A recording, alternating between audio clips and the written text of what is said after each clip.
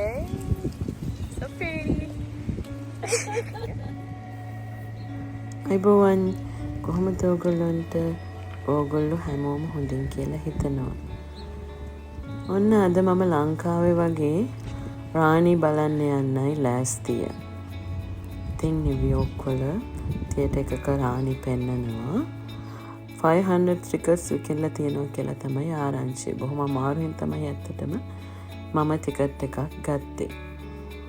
ඉතින් 80 දශකයේ ලංකාවේ හිටපු අපිට මේ සිදුවීම හුඟක් සමීපයි. ඒක නිසා ඉතින් මමත් හිතුවා බලන්න යන්න කියලා. ඉතින් ඒ වගේ මේ කාලේ ටිකක් ප්‍රසිද්ධ නිලියක් හිටියා. දලානි අබේවර්ධන සමහර අය නම් දන්නේ නැතුව ඇති. ඉතින් එයා තමයි පහන පත්තු කළා ඔන්න වැඩේ පටන් ගත්තේ. මෙවරත් විනෝදය සතුට සපිරි සියලු අවුරුදු ක්‍රීඩා ඇතුළු විවිධ විශේෂාංග සමගින් අවුරුදු වසරිය වෙනින්න ඔබත් එන්න. ළඟ එන අවුරුදුත්සවයේ විස්තර තමයි ඒ. ඊළඟ දවසේ උදේ හොඳට වෝම්. ඉතින් අපි යාඩ් එක ක්ලීන් කරා. දැන් ඉතින් ක්ලීන් කරලා මගේ මේ බලන්නකො ගාඩන් එක හොඳට ක්ලීන් කරලා ගන්න ඕනේ. ඔන්න දුව වැඩ කරන අපිට බනානා කේක් එකක් හැදුවා. banana bread. එතකොට තව chocolate covered strawberries. මම හැදුව බටු මෝජ එකක්. මේක හැදුවේ oven එකේ බටු දාලා මේ තෙල් වල බැදලා නෙමෙයි තෙල් පොඩ්ඩක් අවලං කරලා oven එකේ දාලා තියලා තමයි බටු මෝජුව හැදුවේ. අලුත් රෙසිපි එකකට ගොඩාක් කාලෙකින් මෝජුව හැදුවේ. ඉතින් හොඳට රසට ආවා. සතියක් විතර තියාගෙන කන්න පුළුවන්. ඇත්තටම ඊටත් වැඩිය ෆ්‍රිජ් එකේ තියන් මේක කෑවා. හදිස්සියට කරි එකක් අඩු වුණාම ඉතින් හොඳයිනේ. හැමෝම කැමතිනේ බඩු මෝජු කන්නත්‍රයි. මෙහෙනම් ඉතින් ගන්නත් පුළුවන්. හැබැයි ගොඩක් ගණන් මං හිතන්නේ හදපු එක ගන්න ගියාම. වසරුවේ ඇවිදින ගියා මේගොල්ලන්ට ඔන්න buy one get one free හම්බෙලාද මන් දන්නේ ටෙස්ලා. ටෙස්ලා මේ දවස්වල ටෙස්ලා වලට අපලයි ඇමරිකාවේ.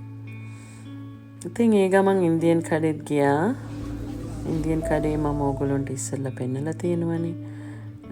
ලංකාව වගේ එළවලු පළතුරු අනිත් දේවල් ගන්න අපි ඉතින් ඉන්දියන් කඩේට තමයි යන්නේ. එක කඩයක් නෙමෙයි. ඉතින් නිව් ජර්සි වල තමයි මං හිතන්නේ ඇමරිකාවේ වැඩිපුරම ඉන්දියන් shops තියෙන්නේ. ඉතින් ගිහිල්ලා එනකොට මේ දැක්ක දේ බලන්නකෝ. මේ මොනොන්ද දන්නවද? wild turkey ගොඩාක් එක තැන හිටියා මේ ෆාම්ලෑන්ඩ් එකක. ටර්කිට සිංහලෙන් කියන වචන නම් මම ඇත්තටම දන්නේ නෑ. මේ හබංකුකුලෝ කියන්නේ මේගොල්ලොන්ටද දන්නේ නෑ. කොහොම හරි මේක හරි දුර්ලභ දර්ශනයක්. එක්කෙනෙක් දෙන්නෙක් ටර්කි දැක්කට මෙහෙම ගොඩාක් ඒගොල්ලෝ බලන්නකෝ අර මොනරු වගේ නටනවත් එක්ක මේ වෙලාවේ. ඉතින් ඒකල පුතාව බාස්කට් බෝල් ප්‍රැක්ටිස් එක්කන් යන්න තිබ්බා අලුත් තැනකට. ඒකත් කරලා ගෙදර ආවා. මේ දවස්වල ඔක්කොම සත්තු ඉතින් එළියට බැහැලා මේ ගීස්ලා පාත්තයෝ අපේ ගෙවල් ළඟ තියෙන පොන්ඩ් එකේ ලයිබ්‍රරි එක ළඟ තියෙන පොන්ඩ් එකේ අපි ඉතින් අද ඇවිදගෙන ලයිබ්‍රරි එකට ගියා. මොකද හරි ලස්සන දවසක් නිසා. ඉතින් ඕම් වෙනකොට සත්තු වගේම ඔන්න අයිස්ක්‍රීම් ට්‍රක් එකක් අද එනවා. පොඩ්ඩක් ඕම් වෙනකොට යත් එනවා.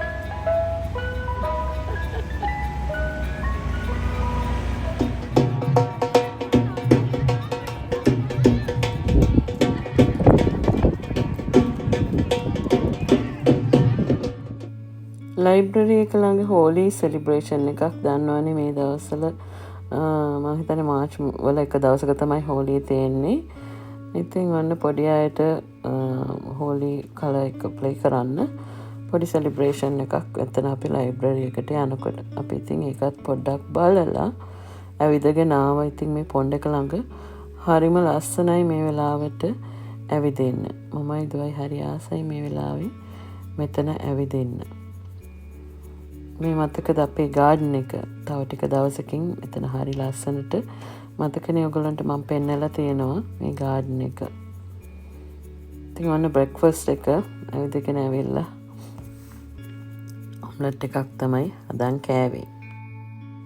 ඊට පස්සේ ගියා පුතාගේ බාස්කට් බෝල් ගේම් එකට. අද ගෙදර ළඟ තියෙන ඉස්කෝලේ තමයි තියෙන්නේ. දැන් නම් ඊ රස්නේ වුණාට දැන් නම් හරි සීතලයි.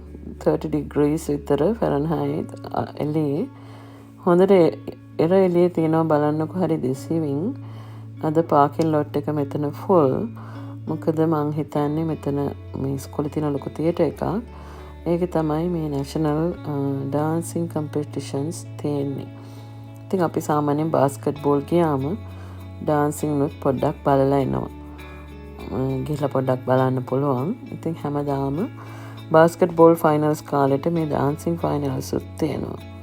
ඉතින් මමයි පුතයි චුට්ටක් වෙලා ඉඳගෙන ඉඳලා ඩාන්සින් බලලා තමයි එන්නේ. ඉතින් පුතාගේ බාස්කට් බෝල් ගේම් එකත් මම යූෂුවලි දිගටම ඉඳගෙන බලනවා. හැමදාම සන්ඩේට නිසා ඉතින් ඒක කොහොමත් ගිහිල්ලා බලනවා. බාස්කට් බෝල් ගේම් එක ඉවර වෙලත් අපි ඩාන්සින් පොඩ්ඩක් බැලුවා. ඔන්න එහෙනම් ඔහොම තමයි අපේ සතියන්තයේ ගෙවුනේ. ලස්සනට හඳ පායලා තිනවා බලන්නකෝ. හරි ලොකුවට හඳ පේනවා මේ දවස්වල. එහෙමනම් ඉතින් ආයෙත් මේ වගේ ලස්සන වීඩියෝ එකකින් හමු වෙනකන් ගිහින් එන්න. ඔයගොල්ලෝ හැමෝම සතුටින් ආදරෙන් ඉන්න.